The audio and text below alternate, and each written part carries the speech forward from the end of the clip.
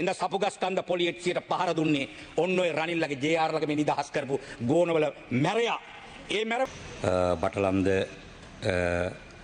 Commission සභාව වාර්තා විවාදයට ලක් කරනකොට ඒ කාල පරිච්ඡේදය ගත්තොත් අද මේ වගේ සුවපහසු මේ සභාවක සිදුවෙච්ච සිදුවීමක් නෙවෙයි. අමානුෂික ලෙස මේ රටේ විශ්වවිද්‍යාල ශිෂ්‍යයන්, නීතිවේදීන්, වෛද්‍යවරුන් ආදී මේ රටේ තරුණ තරුණියන් ඝාතනය කරපු ඝාතකාගාරයක් සම්බන්ධයෙන් කතා පුවත් තමයි මේ කතා කරන්නේ. මම මතක් කරන්න කැමති මේ විශේෂයෙන්ම මේ අප්‍රේල් මාසේ රතු එරබදුමල් පිපෙන මාසේ බක් මාසේ මේ කෘතිය සම්පාදනය කරන්න මූලික වෙච්ච චන්ද්‍රිකා බණ්ඩාරනායක මැතිණියගේ මව්ගේ පාලන කාලේ මෙවැනිම මහා ඝාතනයක් සිද්ධ වුණා. අප්‍රේල් 5 වෙනිදා ආරම්භ වෙච්ච ඝාතනේ ඒ සිහිපත් කරන මාසය තමයි මේ මාසේ. ඉතින් එවැනි මාසයක මෙවැනි කාර්යයක් සම්බන්ධයෙන් කතා කිරීම එක පැත්තකින් මම හිතනවා දයුපෝගතයි කියලා. මේ කතා කරන්නේ නිකම්ම මේ වාර්තාවක් නෙවෙයි. එකක් ලාංකීය හිට්ලර්වරයාගේ කතාව බඳු කතාවක් මේ කතා කරන්න තියෙන්නේ. ඇත්තටම ගත්තොත් ඒ කාලේ පැවතුණු ත්‍රස්තවාදය නම් කරා නම් හොඳයි කියලා මම හිතනවා සාධාරණයි කියලා රාජ්‍ය ත්‍රස්තවාදය කියලා. එන්න මේ රජයක් ත්‍රස්ත ක්‍රියාවල නිරත වෙච්ච ආකාරයක් සම්බන්ධයෙන් වාර්තාවක් සම්බන්ධයෙන් අපි සාකච්ඡා කරන්නේ. වැටුප් වලට දසවද දීලා මේ රටේ තරුණ තරුණියන් මරා දමපු යුගයක් සම්බන්ධයෙන් කරන සාකච්ඡාවක්. නිසා ඔය නගන සමහර තර්ක විතර්ක ලේසි පහසු නෑ. මොකද මිනිස්සුන්ගේ ජීවිත වලින් වන්දි ගෙවපු කාලයක්. විශේෂම බටලම්ද කියන්නේ 1975 මුල්ගල් තියලා 1979 විවෘත කරපු යූරියා පොහොර කම්මල. අවුරුදු 5යි පවත්වන්ගේ ඒක 1984 වහලා දැම්මා. ඒ වහලා දාපු කර්මාන්ත ශාලාවේ ආපහු රනිල් වික්‍රමසිංහ කියන ගහල පාලකයන් විසින් ආරම්භ කරපු අපේ රටේ තරුණ තරුණියන්ගේ ලේවලින් ආපහු ඒ පස පොළව පොහොර බවට පත් කරපු කාල පරිච්ඡේදයක් ගැන අපි සාකච්ඡා කරන්නේ. ඒ නිසා මෙතන අද වෙන වෙන නාමකරණයන් වලට ලක් වුණත් එදා UMP එක අද සජබේ හැටියට වෙස්වලාගෙන තියෙනවා. UMP එක හැටියට නට්ටාවශේෂත් තියෙනවා. මේ සියලු කණ්ඩායම් වල වගකිය යුතු අක්මුල් ඔය හැමතැනම දුවලා තියෙනවා කියන කාරණේ අපි මතක් කරන්න කැමතියි. ඒ නිසා මේ එක වද කඳවුරක් ගැන අපි සාකච්ඡා කරාට තවත් වද කඳවුරු රට පුරා ව්‍යාප්ත වෙලා තිබ්බා. මේක තමයි ප්‍රධාන වද කඳවුර.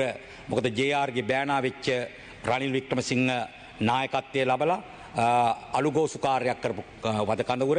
මේ වගේ තව වද කඳවුරු ගානක් තිබුණු බවට මේ අපි සාක්ෂි කියන්නේ. පළාත් කීපයක මේ වගේ තිබුණ වද කඳවුරු මැර කණ්ඩායම් පවත්වාගෙන ගියා. මාතරේදී එහි නායකයා වුණේ HR පියසිරි, හම්බන්තොට්ටි නායකයා වුණේ ජිනදාස වීරසිංහ, ඒ වගේම මොනරාගල දිස්ත්‍රික්කයේ නායකයා වුණේ අද සජබේ මහලේකම්වරයාගේ මේ බාප්පා ධර්මදාස බණ්ඩා, අපේ බදුල්ල දිස්ත්‍රික්කයේ නායකයෝ කීප දෙනෙක් හිටියා. පර්සි සමරවීර, මගේ ආසනේ කැප්ටන් සෙනවිරත්න, එයාගේ පුතා ලක්ෂ්මන් සෙනවිරත්න. ඒවා සිහිපත් කරනකොට මතක් වෙනවා අපේ ජීවිතත් ආරක්ෂා වෙච්ච විදිය. ගෙදර ඉන්න පුළුවන් කමක් තිබුණේ නැහැ. ගමේ ඉන්න පුළුවන් කමක් තිබ්බේ නැහැ. ඔය මරණ ලයිස්ට් වල හිටපු මිනිස්සු තමයි අපිත්. අද මේ අතිරික්ත ජීවිත කාලයක් තමයි ගෙවන්නේ සභාපතිතුමියනි. ඒ නිසා ඒ වගේ රට පුරාම පවත්වාගෙන ගියා.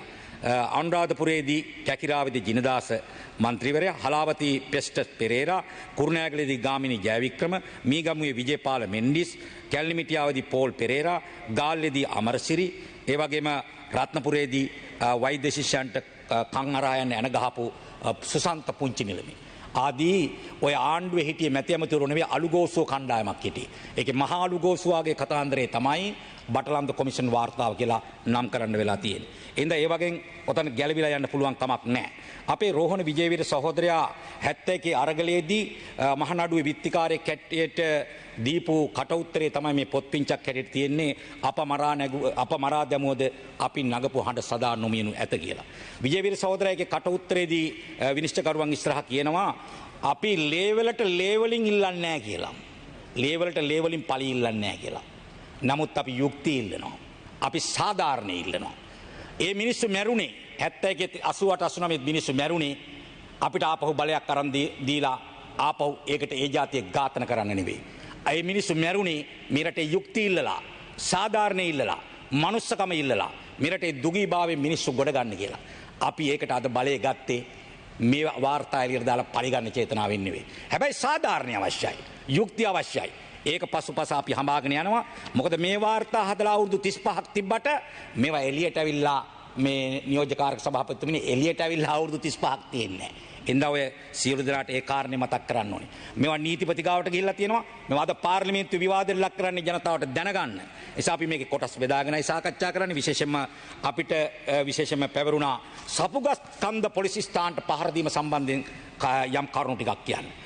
රනිල් වික්‍රමසිංහ ගිහිල්ලා channel පෝනාලිකාවේ කිව්වා සපුගස්කන්ධ පොලිසියට පහර දුන්නේ ජනතා විමුක්ති පෙරමුණ කියලා.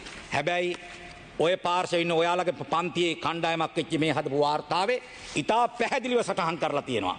අපේ නියෝජ්‍ය ඇමති සුනිල් වටකල සහෝදරයා කිව්වා මේ සපුගස්කන්ධ පොලිස් ස්ථානට පහර දුන්නේ රනිල්ගේ ගෝලයෝ. එයාලා තමයි සැලසුම් කරලා කුමන්ත්‍රණය කරලා පහර දුන්නේ. ගෝණගල සුනිල් මැරවරෙක් කාම අපරාධකාරයෙක් වෛද්‍යවරයෙක්ගේ දියණියක් අවුරුදු 17ක බලහත්කාරයෙන් දූෂණය කරලා පොකුරු ගහලා දූෂණය කරලා අධිකරණයෙන් ඇතුළට දාලා හිටියේ ජේ.ආර්. යාට දුන්නා ජනාධිපති සමාව දුන්නා. අන්නේ ජනාධිපති සමාව දීපු වෙලාවේ මාධ්‍යවේදීන් එක වෙලාවක ඒක ගැන අහනවා ජේ.ආර්.ගෙන් මේක ගියේ රාවේ පත්‍රයේ 1994 ජේ.ආර්.ගෙන් මෙහෙම ප්‍රශ්න කරනවා මාධ්‍යවේදියෙක්.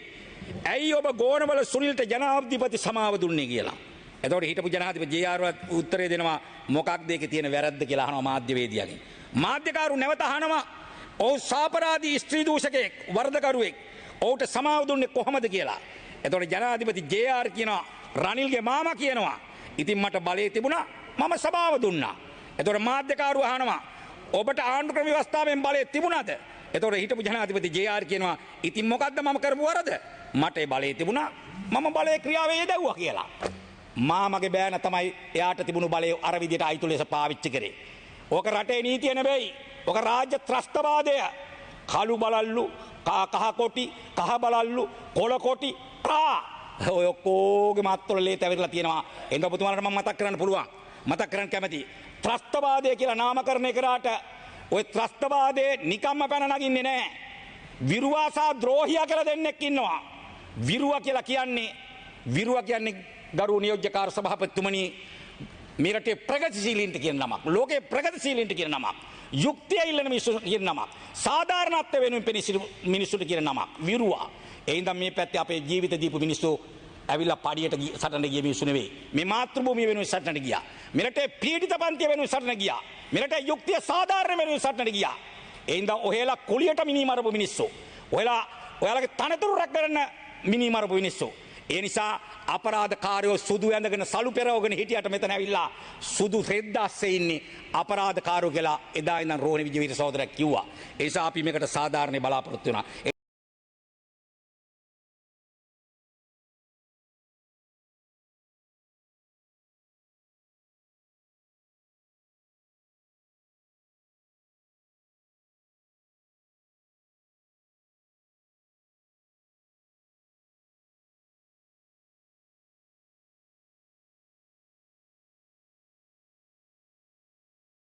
ඉඳ සපුගස්කන්ධ පොලිසියට පහර දුන්නේ ඔන්න ඔය රනිල්ලගේ ජේ.ආර්.ලගේ මේ නිදහස් කරපු ගෝනවල මැරයා.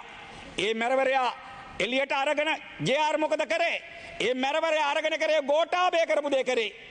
දුමින්ද සිල්වලා මිනිමරලා අධිකරණ 3කින් මරණීය දඬුවමට දීපු එක්කෙනා එළියට අරගෙන නිවාස සංවර්ධන අධිකාරිය සභාපති දුන්නා. ඔය පැත්තෙම දෙපැත්තම කරේ කණ්ඩායම.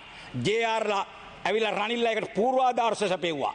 ගෝනවල සුනිල් එළියට අරගෙන මුළු දිවයින්ටම බලපාන විදිහට සාම විනිසු ක්‍රම දුන්නා. අන්‍යයට බලය දුන්නාට පස්සේ එළියට ගත්තාට පස්සේ එයා මෙන්න මේ සපුගස්කන්ධ පොලිසියට පහර දෙන තත්ත්වයට පත් වුණා. රනිල්ලගේ ඕඩර් වලට. මේක රනිල් ගිහිල්ලා channel පෝ එකේ අපේ කරේ තියන්න හැදුවා. ඔය 1989 කාලේ අපේ ගිනුමට දාපු ගොඩක් තියෙනවා. මේ account එකේ තිබ්බට ඔය account වලට යන්න ඕනේ. අපිට ඒ කාලේ කට අරින්න තිබ්බේ නැහැ. අපිට ඒ කාලේ මේක විභාග කරන්න අදී හරියට ඉඩක් තිබුණේ නැහැ. මේක മന്ത്രിවරයෙක් කිව්වා. අපි ආණ්ඩුවල හිටියා, පාර්ලිමේන්තුවේ හිටියා. ඇයි ඒවා ඒ කාලේ බලය පාවිච්චි කළේ ඒවා කරේ නැත්තේ කියලා. අලුගෝසුවන්ගෙන් සාධාරණ බලාපොරොත්තු වෙන්න පුළුවන්. මිනිමරුවන්ගේ සාධාරණ බලාපොරොත්තු වෙනවද? පුළුවන්. නමුත් ඔබට අපි කියන්න කැමති මේ රටේ ඒ සාධාරණ ඉෂ්ට කරන්න ජාතික ජනබලවේගයේ ආණ්ඩුව සූදානම් කියන පණිවිඩය අපි ඔබතුමාලට දෙන්න සූදානම්. අපි ඒ පණිවිඩය දෙන්න සූදානම්.